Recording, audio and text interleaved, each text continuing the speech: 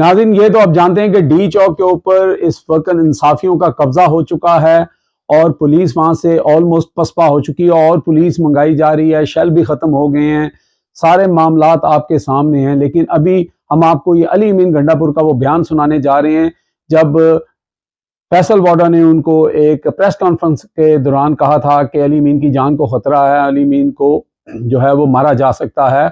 उसका जवाब उन्होंने अपने सीने के सारे बटन खोल के और कहा कि बगैर तो गोली मारना तो सीने पे मारना, मैं यहाँ खड़ा हूँ, मेरी गाड़ी वो है, मैं पब्लिक के बीच में हूँ। ये सुने।